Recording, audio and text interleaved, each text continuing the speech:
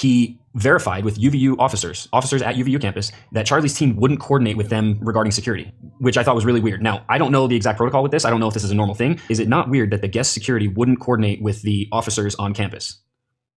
Like, is it not weird that they wouldn't coordinate with local officers? Is that just a normal thing? I don't know.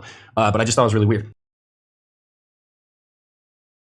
So this guy, Ian at iWenster, you see it, he says there's proof that Charlie Kirk security told local law enforcement that they didn't need to work with them, and that over a month ago, local law enforcement officers and everyone involved were already being told to stay quiet.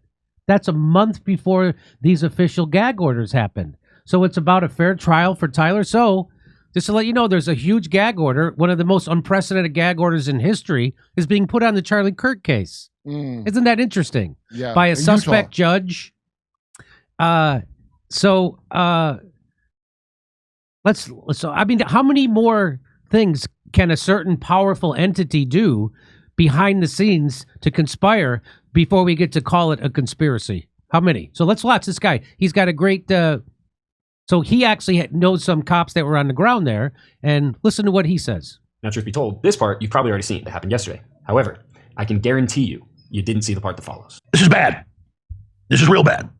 Even mainstream media is calling this one of the most secretive trials in history. The judge is making everything secret with gag orders, including the police reports and 3,000 witnesses, associates, or anyone that knew Charlie Kirk. They're saying effectively any talk show host that knew him or talked to him was under gag order. Sorry, guys. Been sick a couple days and saw this yesterday, but I wanted to verify that it was actually real because I couldn't believe what I was seeing. But alas, it's real. Watch this. There is a substantial amount of discovery in this case, Your Honor. It's voluminous, to say the least. His lawyers entered their formal appearance and declined to waive his right to a preliminary hearing. Judge Tony Graff has issued a gag order preventing anyone associated with the case from talking about it. It's to avoid pretrial publicity, already a big problem, a case with massive media exposure involving a high-profile figure like Charlie Kirk, but the judge wants to ensure a fairer trial for Robinson. It's also brought up a big issue involving thousands of people. So this is real. Here are the actual gag orders. You can read them right here. Just hold down and screenshot. You know, so after I saw all this stuff about the gag orders, I thought, that's really weird. Because if you remember, I told you that I had a source who was actually on the ground the day that Charlie was shot, somebody who was in law enforcement. Really? And I basically knew a lot of the things before it ever hit the news. And so that's one of the reasons why I've been so outspoken about this, because it hasn't made any sense at all. Well, I got to thinking, I remember my source telling me something about how they were trying to keep everybody very tight-lipped. And so I went back through our messages and I found this. So on September 27th, my source said, I can't talk about it yet. Admin is on high alert about leaks. Blank advised anyone leaking information about this case would receive heavy reprimand. And I said, I'm convinced this was a hit, dude. This Tyler Patsy thing stinks to high heaven. So everyone is being very tight-lipped. Oh, for sure, bro. Once I got on scene, I could tell something was very wrong. And I was thinking about our conversation. I was thinking about a couple of other things he was talking about. And I remembered that one of the things he was also talking about was the fact that he verified with UVU officers at UVU campus, that Charlie's team wouldn't coordinate with them regarding security, which I thought was really weird. Now, I don't know the exact protocol with this. I don't know if this is a normal thing. Is it not weird that the guest security wouldn't coordinate with the officers on campus? Like, is it not weird that they wouldn't coordinate with local officers? Is that just a normal thing? I don't know.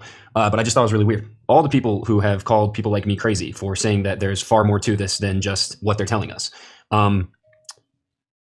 It might be time to start considering that maybe you're wrong. Because I'll tell you what, if you want to convince people that there's nothing weird going on with this assassination, if you want to convince them that there are no conspiracy theories and that it really is just what you're telling them, you don't put gag orders on every single person that was involved in it, including all 3,000 of the attendees. You just don't do that.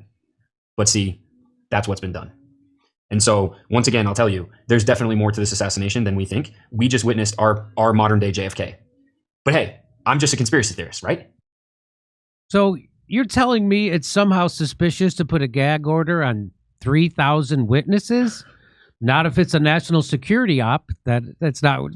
I mean, that's maybe that's suspicious to you, but who cares what you suspect? Certainly not your own government. Yeah, it's not like JFK. Charlie Kirk was not an elected official of any kind. He's literally the equivalent of an entertainer doing a show. So really, it's like these rock stars get killed young when their handlers feel they'd be more useful dead than alive to them. That's what I would compare it to. So this has got to be the same crew that was responsible for 9/11. Am I right? I mean, that would be too on the nose. Am I right? I mean, Saudi Arabia. That's right. The most blatant and obvious secret operation in recent history. And by the way, were the construction crews instantaneously rebuilding the area where Charlie Kirk was shot? Was that not enough? What were they installing instead? Neon signs? For F's sake, they might as well be for all the good they're doing themselves. Why not just install neon signs where Charlie Kirk was killed? Hey, we already covered this up. We already paved over it. We scrubbed the crime scene. Well, I think Brylan Hollyhands is going to make everyone forget the new replacement Charlie. Brylan. Yeah. I'm sure everybody's going to just be like, move on and not look more into this because Brylan, the next sacrificial lamb. Charlie Kirk. We didn't explain who that is to the audience yet, so they won't know what you're talking about. Oh, treat yourself, audience. Yeah. So there it is. So they're gagging everybody. One of the biggest gag orders in the history of the country. Please violate it. And this guy's got inside information that Charlie Kirk's security team wouldn't work with the local police. Huh. Well, that makes sense.